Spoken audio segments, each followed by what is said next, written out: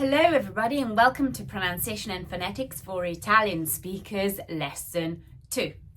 As I mentioned in the last lesson, you're very welcome to watch, even if you're not an Italian speaker, since you could apply the method that I'm teaching in these videos to your mother tongue.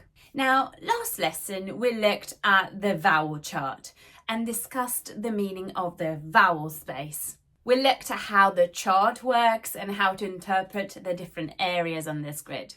If you missed lesson 1, I really recommend that you watch that before this lesson. So today's task is to try to find Italian vowel sounds on this grid.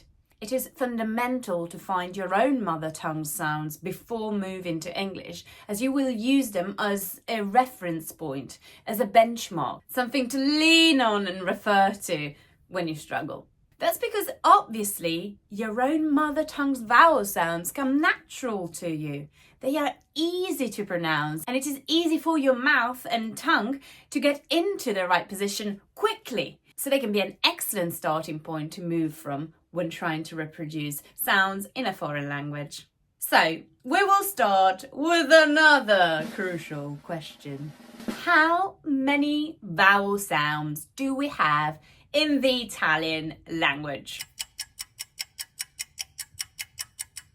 If you answered 5, then you will think about letters and not sounds. Yes, the vowel letters are 5. A, E, I, O, U. E fin qui non ci piove. But in Italian, we have 7 official vowel sounds. A, E, I,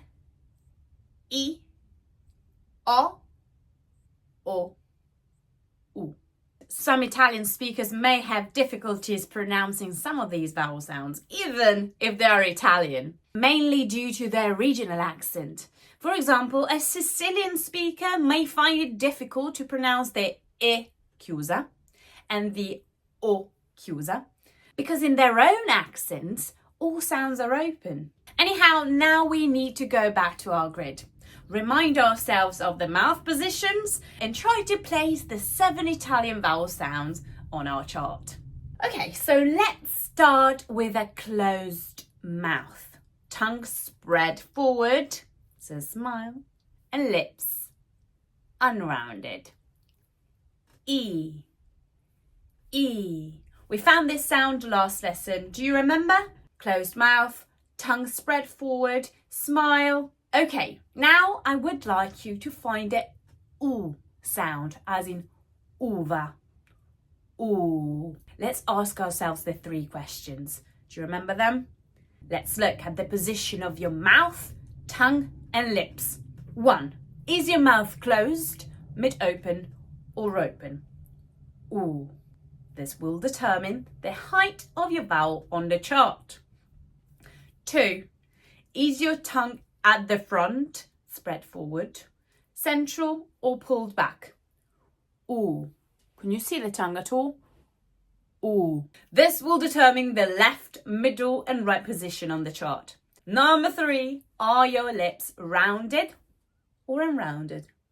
That's pretty obvious to me. The answers are the mouth is closed, the tongue is pulled back, and the lips are rounded. So where would you place this sound on the chart? There, right at the back. So if I were to move slowly from these 2 sounds, trying to really focus on feeling your tongue moving back and forth, your lips rounding and not rounding, what would you notice?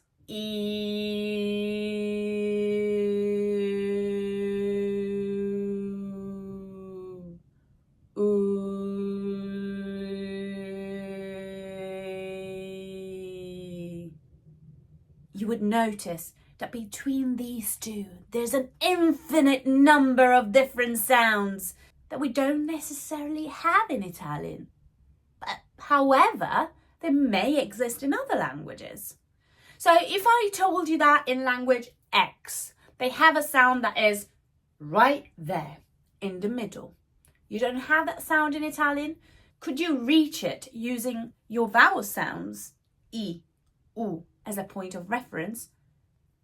You could, right? Make the transition very slowly and stop where you need to. So I'm going to go all the way over again and back. And then the second time round, I'm going to stop in the middle. Ew.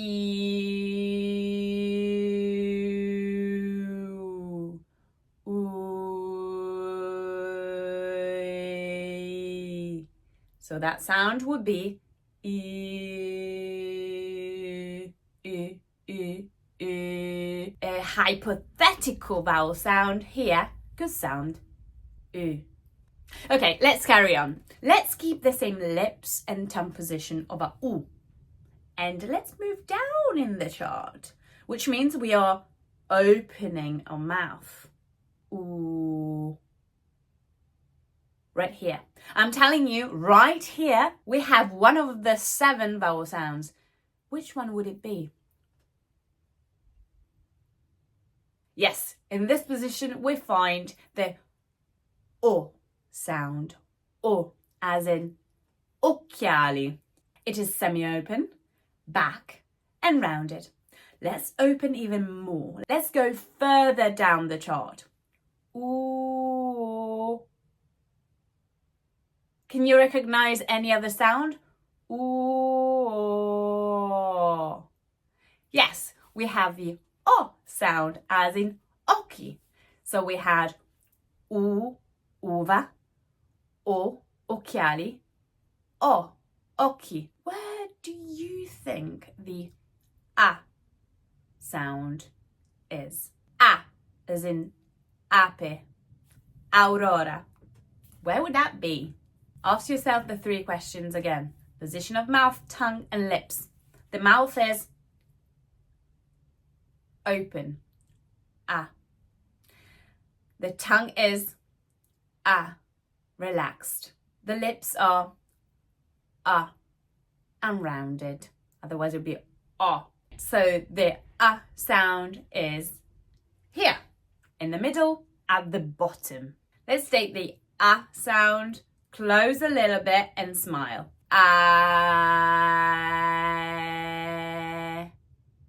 What do we have here? We've gone forward with our tongue and more to the left in our chart. We are a little bit higher up because the sound is more closed. E. Here we have the E aperta. So what will we find between a E aperta and a I? Let's transition slowly. E.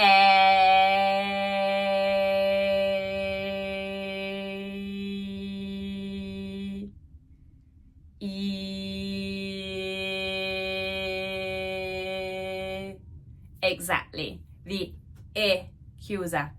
E. Let's revise all of these positions, trying to transition between them. Really feeling that tongue moving forward and backwards, that jaw opening and closing, those lips rounding and unrounding. Let's go. Starting with the E.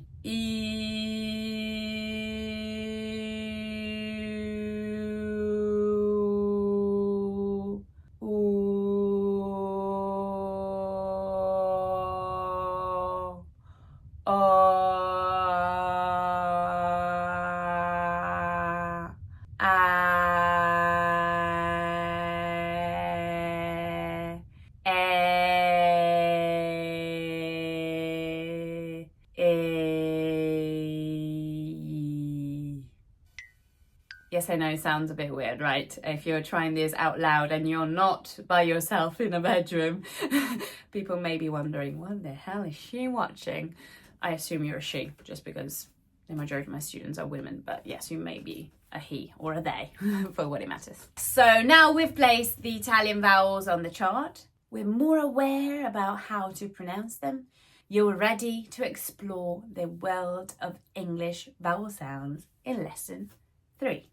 I hope this was useful. See you next time. Oh, don't forget to like, comment, subscribe, share, just support as much as you can. Bye-bye.